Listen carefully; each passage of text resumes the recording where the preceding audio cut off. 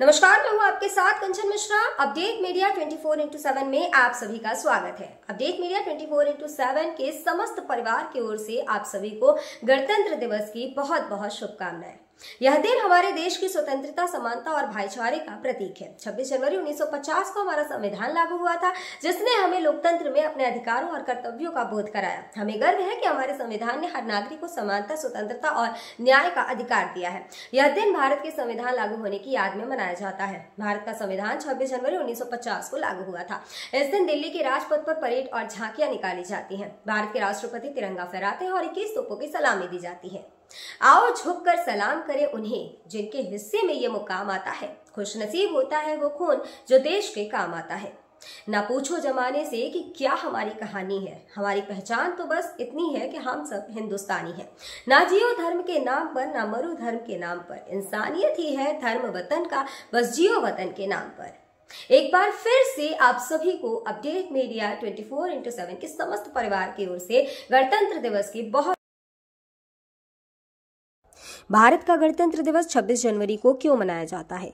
जैसा कि आप जानते हैं कि गणतंत्र दिवस हमारा राष्ट्रीय पर्व है जो 26 जनवरी को मनाया जाता है। हर साल गणतंत्र दिवस के दिन भव्य परेड का योजना बनाया जाता है जो इंडिया गेट से राष्ट्रपति भवन तक होता है। इस परेड के दौरान थल सेना, वायुसेना और नौसेना के जवान शामिल होते हैं। इस परेड के दौरान 3 सेनाओं के प्रमुख राष्ट्रपति को सलामी देते हैं। यही नहीं, इस दिन 3 सेनाएं आधुनिक हथियारों का प्रदर्शन भी करती हैं जो राष्ट्रीय शक्ति का प्रतीक है। लेकिन आप जानते हैं कि गणतंत्र दिवस 26 जनवरी को ही क्यों मनाया जाता है? दरअसल 1950 ईस्वी में मुझे भारत सरकार अधिनियम को हटाकर भारत का संविधान लागू किया गया था। संविधान को लागू करने के लिए 26 जनवरी का दिन इसलिए चुना गया क्योंकि साल 1929 में दिसंबर में लाहौर में भारतीय राष्ट्रीय कांग्रेस का अधिवेशन पंडित जवाहरलाल नेहरू की अध्यक्षता में हुआ था। इस अधिवेशन में प्रस्ताव पारित कर इस बात की घोषणा की गई कि यदि अंग्रेज सरकार द्वारा 26 जनवरी 1930 तक भारत को स्वतंत्र देश का दर्जा नहीं दिया गया तो भारत को पूर्ण रूप से स्वतंत्र देश घोषित कर दिया जाएगा। जब अंग्रेज सरकार ने कुछ नहीं किया तब कांग्रेस ने 26 जनवरी 1930 को भारत को पूर्ण स्वराज घोषित कर दिया। 26 जनवरी 1950 के दिन सुबह 10:18 पर भारत एक गणतंत्र बना। इसके 6 मिनट बाद 10:24 पे राजेंद्र प्रसाद ने भारत के पहले राष्ट्रपति के रूप में शपथ ली।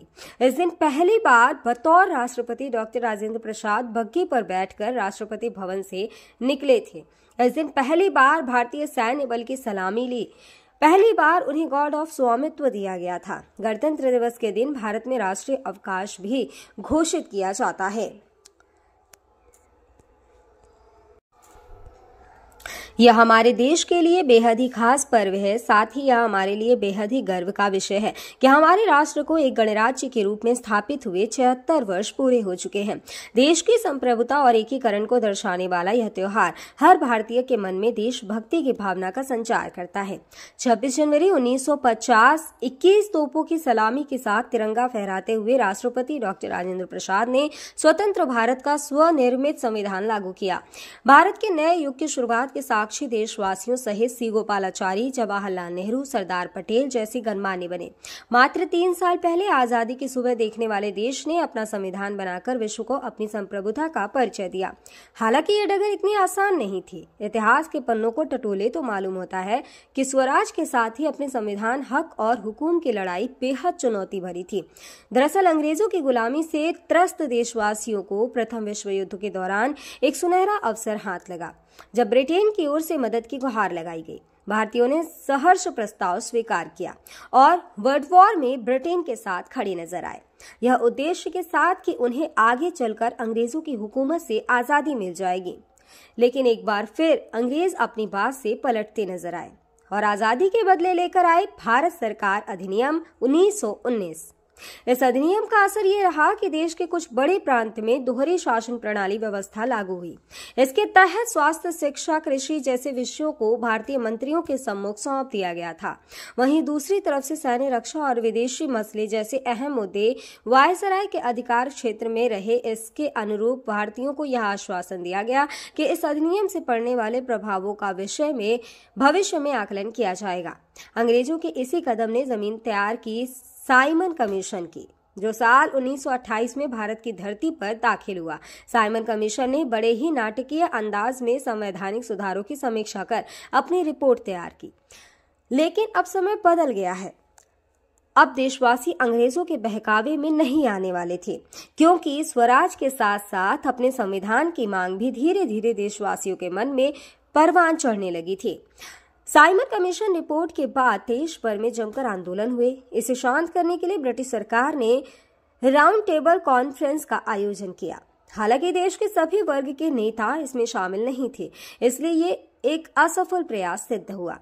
लेकिन जहां एक तरफ ब्रिटिश हुकूमत भारतीयों के इरादों को एक बार फिर भुलाने के जद्दोजहद में लगी थी, तो वहीं दूसरी तरफ देश के वीर सपूतों ने अपने संविधान का खाका तैयार भी कर लिया था।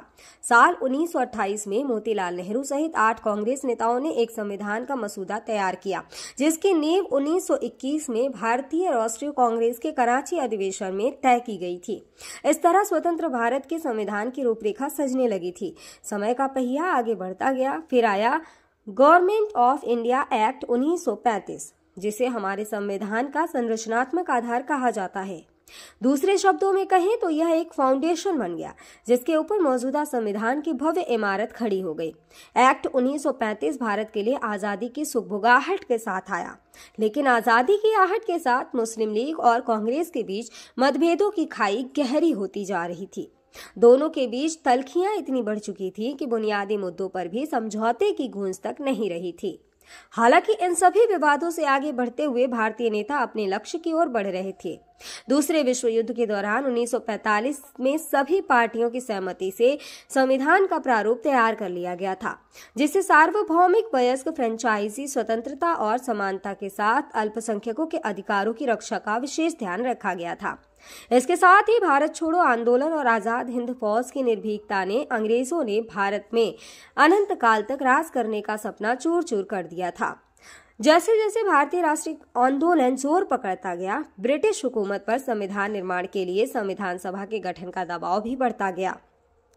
इस गहमा गहमी के बीच आखिरकार 9 दिसंबर 1946 में नई दिल्ली के संवैधानिक हॉल में संविधान सभा की पहली बैठक हुई, जिसमें महात्मा गांधी को छोड़कर उस वक्त की राष्ट्रीय आंदोलन से जुड़ी करीब हर बड़ी शख्सियत शामिल थी, जिसका मुस्लिम लीग ने भारत को 2 हिस्सों में बांटे नए मुल्क पाकिस्तान की मांग को लेकर बैठक का बहिष्कार किया। लिहाजा पहली बैठक में कुल 207 सदस्यों ने हिस्सा लिया, जहां सभा के सबसे वरिष्ठ सदस्य डॉक्टर सच्चिदानंद सिन्हा को सभा का अस्थायी सदस्य चुना गया। हालांकि 2 दिन बाद 11 दिसंबर को डॉक्टर राजेंद्र प्रसाद सभा के अध्यक्ष निर्वाचित हुए और डॉक्टर HC मुखर्जी और VT कृष्णमाचारी को सभा का उपाध्यक्ष बनाया गया।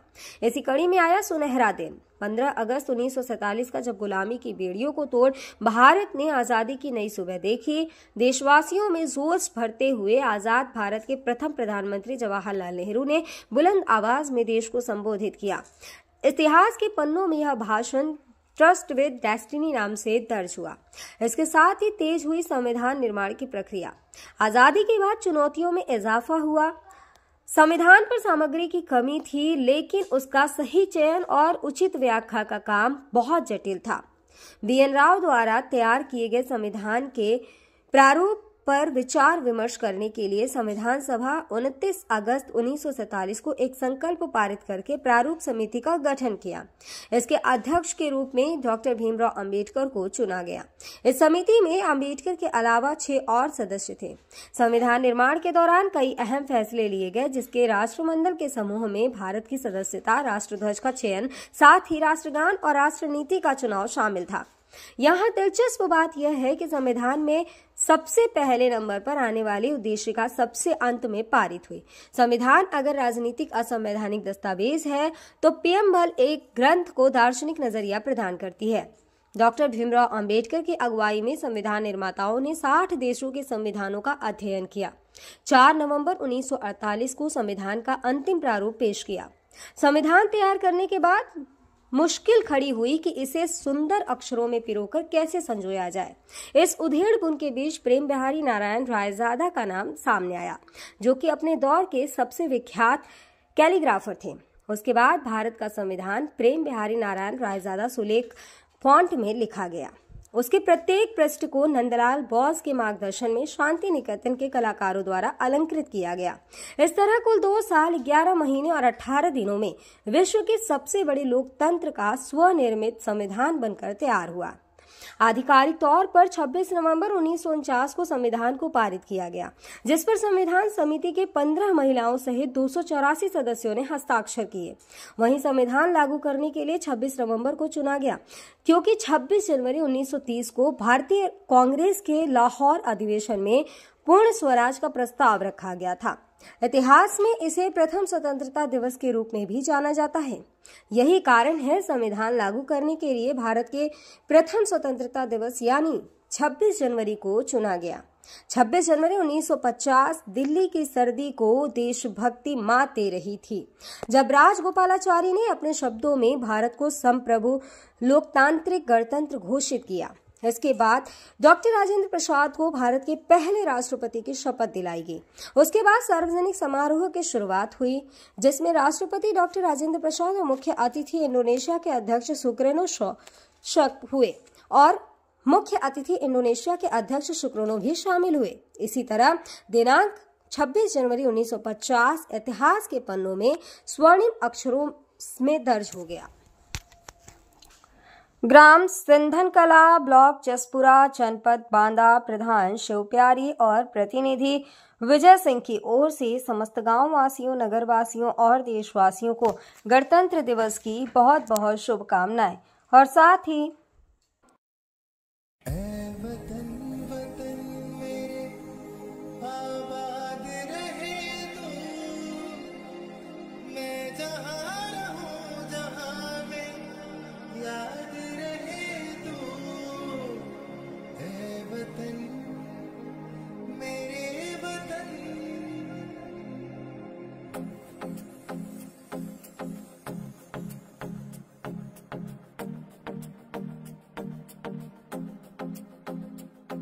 मेरा रंग दे,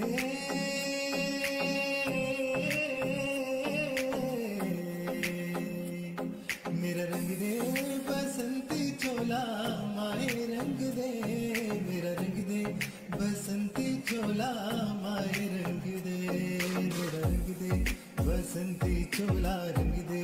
भारत में एक और बीमारी ने दस्तक दे दी है। ये बीमारी है HMPV। चीन के बाद अब भारत में भी HMPV ने दस्तक दे दी है। भारत में HMPV के 2 केसेस मिले हैं, जिसके बाद लोगों के मन में डर और सवाल पैदा हो गए हैं। सवाल ये कि HMPV वायरस क्या है, HMPV वायरस के लक्षण क्या है, HMPV वायरस से कैसे करें बचाव और क्या HMPV कोई नया वायरस है। अगर आपके मन में भी ये सवाल है तो यहाँ आपको हर सवाल के जवाब मिल जाएंगे। चीन में ह्यूमन मेटान्यूमो वायरस की वजह से वायरल बुखार श्वसन संक्रमण के बड़े मामले सामने आ रहे हैं। कर्नाटक में 2 मामले सामने आए हैं, जिनमें बेंगलुरु में भी 8 महीने की बच्ची में इस वायरस के संक्रमण का मामला सामने आया है। अब सवाल ये है कि आखिर HMPV क्या है। HMPV यानी ह्यूमन मेटान्यूमो वायरस एक श्वसन वायरस है जो फ्लू जैसे लक्षण पैदा करता है। अब निचले और ऊपरी श्वसन संक्रमण जैसे सर्दी का कारण बनता है।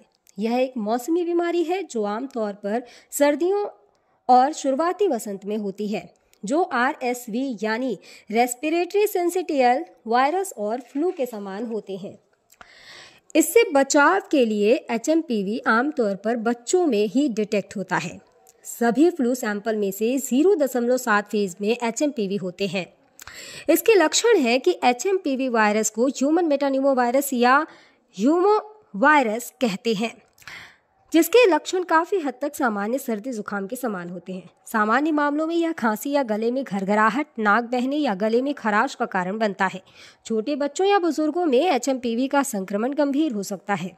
कमजोर ह्यूमन सिस्टम वाले लोगों में भी ये वायरस गंभीर बीमारी का कारण बन सकता है। कहा जा रहा है कि इस वायरस से संक्रमित मरीजों में सांस लेने में दिक्कत और फ्लू जैसे लक्षण दिखाई दे रहे हैं। इसके इलाज के लिए ज़रूरी है कि इसमें सबसे ज़रूरी होता है कि अगर आपको HMPV के होने का संदेह होता है या इस तरह के कोई लक्षण आपको नज़र आते हैं तो बिना डॉक्टर के सलाह के कोई भी एंटीवायरल दवाओं का इस्तेमाल ना करें। सांस की बीमारी से जुड़े एक्सपर्ट ने लोगों को मानव मेटान्यूमो वायरस से लड़ने के लिए एंटीवायरल दवाओं का आंख बंद कर उपयोग न करने की सलाह दी है। ऐसे में सावधानी बरतें और बिना डॉक्टर के सलाह के कोई भी दवा न लें। फिलहाल इसका कोई टीका अब तक नहीं है। इसके लक्षण जैसा हम पहले ही बता चुके हैं कि सर्दी जुकाम होते हैं। 2023 में England, Britain, Finland, Australia, Canada, America और चीन में HMPV का पता चला था।